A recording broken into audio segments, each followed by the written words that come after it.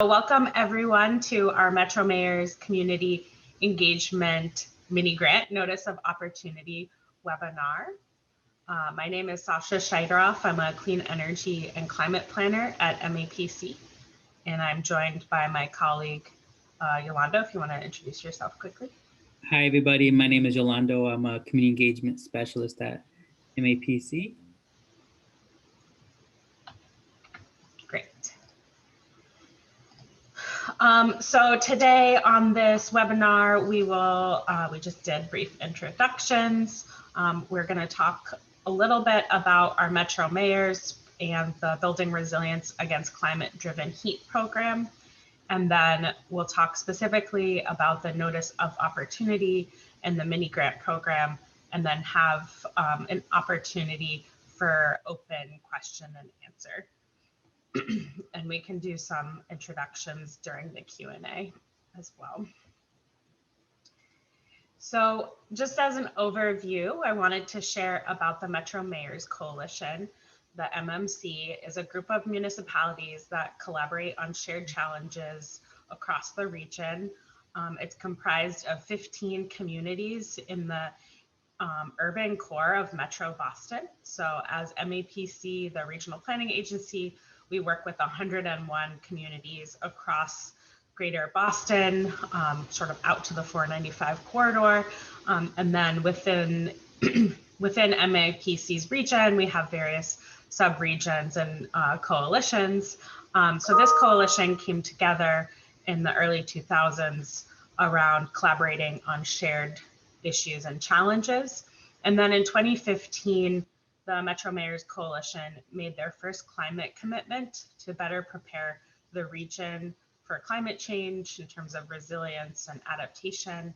And then in 2016, made a commitment to becoming a net zero region by 2050 and added in climate mitigation as one of our goals. So the communities that are within the region are Arlington, Boston, Braintree, Brookline, Cambridge, Chelsea, Everett, Malden, Medford, Melrose, Newton, Quincy, Rivier, Somerville, and Winthrop. And this represents 1.3 million residents in the Commonwealth of Massachusetts. Several years ago, as a climate task force under the coalition, we started really recognizing the risks of extreme heat within our region, as well as the fact that extreme heat was increasing in frequency and intensity, as well as just rising temperatures in general. So nationally, extreme heat causes more deaths than any other weather-related events, and heat waves, defined as days over 90 degrees, are increasing in intensity. So our region will see upwards of 30 days over 90 degrees by 2030. And that increases even more when we get out to 2050 and beyond. And then extreme heat, in addition to having impacts on infrastructure and services, poses an extreme public health crisis for our region, especially for overburdened populations and others that may be more at risk, including young children under 5, seniors, people with pre-existing cardiovascular conditions, those who work outside, low-income residents, and communities of color. So recognizing that this is a growing issue in the metro region, we proposed a project through the Municipal Vulnerability Preparedness Program, grant program through the state, called Building Resilience to Climate-Driven Heat. And our project goals over the 2-year project timeline is to first form a regional heat preparedness committee with municipal representatives, state agencies, and other stakeholders to move this project forward, and develop a roadmap for action on both mitigating the impacts of heat, the public health response, and long-term land use changes that could reduce urban heat islands. And then third, we're also in the process of creating tools and collective strategies for communications, education, and outreach about the issue of climate change and extreme heat. This project also uses a public health framework to understand how social vulnerabilities and systemic inequalities interact with extreme heat hazards and exposure. So our public health team at MAPC has been doing research on the social determinants of health and how it interacts with extreme heat and climate change. So we've been looking at things like education, outdoor environments, so open space and recreation, transportation, employment, social cohesion, and other factors that might lead to either increased exposure or increased risk from heat. In terms of our project timeline, we launched the project over last winter, so towards the end of 2020, early 2021. This winter and spring, we've been in the lay of the land phase, where we've been doing a lot of research, data collection, analysis, and updating some of our regional maps. And then this spring through the fall, we are currently in the process of launching our real community engagement push, especially as the weather warms up, people start thinking about heat issues a lot more than they do, let's say, back in February when we first launched the program. So we have this MiniGrants program that Yolanda will share about next Monday on May 24th. We have a public forum, a virtual public forum that we're hosting. And then we'll also be doing a community survey to understand how people are experiencing heat across the region and what strategies they're using to cool down. And then as we get into the fall and winter, we'll be in sort of the planning and roadmap creation phase. So looking at public health and policy recommendations that the municipalities in the task force can move forward. And then next spring, we'll be doing another big push for engagement and feedback, including a public forum sometime in spring 2022, and then finalizing the plan and recommendations by the end of the fiscal year, which is June 2022. Yeah, so now I'm going to turn it over to Yolanda to talk about the community engagement mini grants. So yeah, the reason why you might be here is connected to the community engagement mini grant, which is we're putting out this notice of opportunity for folks to support us in building up our capacity and the networks that we can connect with to get folks involved in this process and project.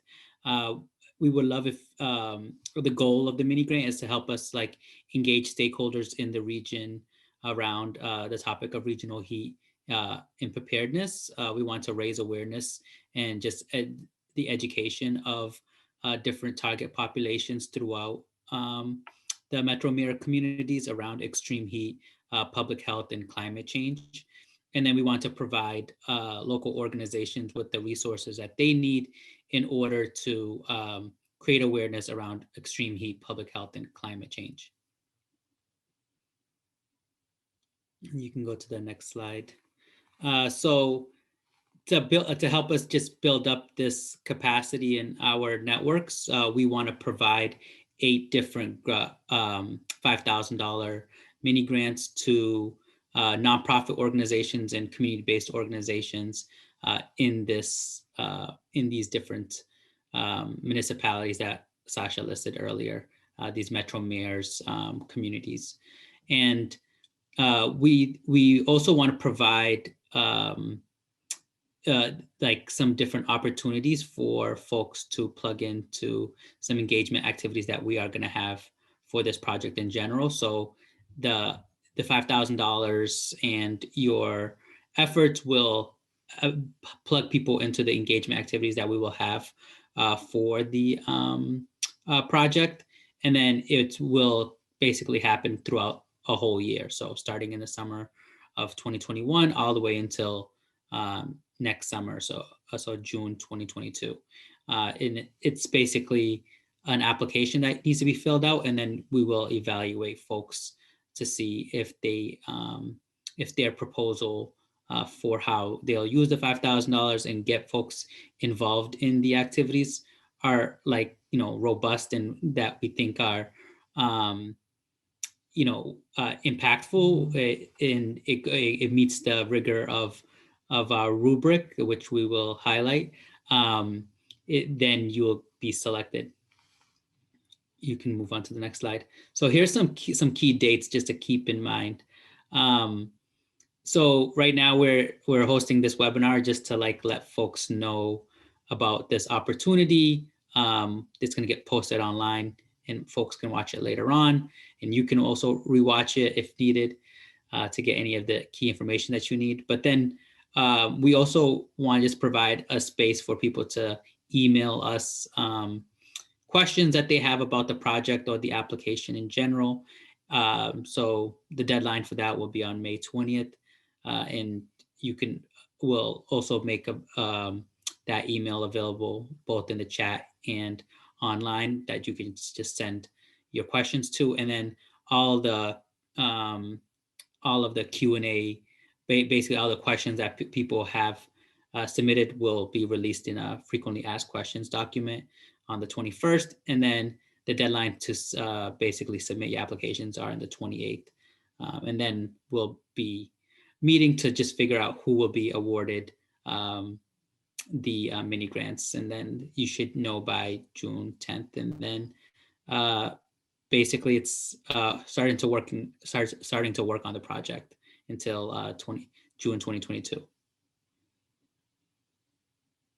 So again, Jeanette kind of mentioned this, like the folks who are eligible for the mini grants are nonprofit organizations within the municipalities connected to the Metropolitan Mayors Coalition. So Arlington, Boston, Braintree, Brookline, Cambridge, Chelsea, Everett, Malden, Melrose, Medford, Newton, Quincy, Revere, Somerville, and Winthrop are all the communities that a community-based organization or nonprofit has to be connected to in order to apply. And they have to be a registered 501c3 with the Attorney General's office. So if you haven't done that, please do that in order to apply, or check in with the Attorney General's office to make sure your 501c3 is up to date. And then some main expectations for the project. Once you do get submitted, in some opportunities for you all to utilize the funds, it's just around thinking about what are the right engagement strategies that you want to use to get specific targeted stakeholders involved in the project to have their voices heard around climate change, and to just build up their own knowledge and understanding around the topics of climate change, public health, and extreme heat. So you can in your applications definitely highlight how you want to use those $5,000 to do those things. But there's also going to be some other opportunities for you just to plug in folks into the regular engagement that we have coming up. So that's there might be some opportunities for you to attend some bi-weekly meetings. You want to have folks participate in a survey. So those are all things that you probably want to also highlight how the $5,000 could help you do those things, but they are expected engagement that you will be taking part in, and that folks that you might want to get folks also plugged into. And I think I might be missing one piece here. And we also are looking for folks to collaborate on blog posts. So if you are interested in writing, or maybe stakeholders or the target population that you are connected to is interested in writing specific pieces connected to these topics, feel free to reach out to us so that we can get you involved in that also. Anything else you want to add, Sasha, that I might have missed? Yeah, I guess I'll just sort of share some additional context of doing this regional heat preparedness plan and roadmap. Is that while we're working directly with municipalities, we definitely want to engage a broader broader community and understand how people are experiencing heat in their day-to-day lives and what resources they need. So while we want to help kind of increase our capacity for this specific planning project, these mini grants are also meant to hopefully provide you with capacity to both engage in our process and do some education and outreach. You do not have to have a background in climate change or have worked on climate issues in order to apply. As Yolanda mentioned, we'll be doing some training and provide template resources. If you're an organization that hasn't really done a lot of work in these issues, but has groups of people that are maybe at higher risk or interested in getting into this space, you are also encouraged to apply, and will, as Yolanda said, have some trainings and resources available, as well as working with you all to help meet those goals and help kind of build that capacity and engagement more broadly as well. Yeah, one additional thing I guess I want to say on that is that we want you to, if possible, in the application to highlight what are those specific target populations or those segments of those segments of people that you have in your network that you can help us connect to, that you think might be key for us to like hear from in this planning process. Great. And here's our contact information. So if you have any questions that we don't get answered here and want to reach out, you can either email or give us a call, and we will be in touch. As Yolanda mentioned too, we will be posting this recorded video and any frequently asked questions that we receive to the notice of opportunity on Friday, so that you have a chance to see what other questions folks may have asked as well. So when you click on the notice of opportunity, it will bring you to a Qualtrics survey to answer the questions. So it has all of this information that we walked through, and that is on the MAPC notice of opportunity website. There are a few places too where it will open up to, this is the sample agreement. So if you want to look through that to understand the agreement between MAPC and the organization, we also have provided a link to the rubric, which we will be using to review everyone's application. Applications will be reviewed both by MAPC team as well as a few of the municipalities from Metro Mayors. Talks about eligibility, the types of organizations that are included. So community-based organizations, community development corporations, youth serving organizations, educational institutions, environmental or climate advocacy groups, or ethnic or population specific interest groups. These are just examples. So if your organization doesn't fit into this, but is a 501c3, you are still eligible. Has Yolanda's contact information, the expected engagement activities that we talked through, as well as what the sort of participants will receive in terms of communication resources. Important deadlines that we also reviewed. The application is purposely very streamlined. We don't want it to be a huge barrier of entry. We just are really interested in hearing what your ideas are and how you would utilize the resources. So name, any partners, contact information, which communities you are either based in or work with. Please provide a brief description of your proposed project and how you would undertake the work and meet expected engagement requirements. So this is where you would list, fun, like ideas for events or outreach methods, things like that. How much funding are you requesting for the project, and how did you determine this amount? So it can just be like the total amount and any questions. And then we do have the expected costs. So you can, if you are using it for like a stipend, like a volunteer stipend or other things like that, you can put it in here, or like printing costs or materials or other costs, or just like staff hours. You can also put in staff hours as well. And then who will benefit from this project and how will you involve them in completing this? So basically, like, who are the folks that you're working with, and you know, how are they going to be engaged? And then you know, please describe your organization's experience with this type of community engagement or related topic areas.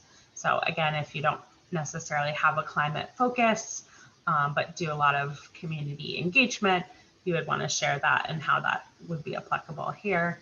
And then if you do have any relevant materials that you want to share, or resumes or other resources, we did provide a space for you to upload materials. It is not required, it is definitely optional, but we also ask that you limit it to 10 pages. So if you do have any materials or resources you want to present as sort of showing the work that you've done previously, we just ask that you limit it.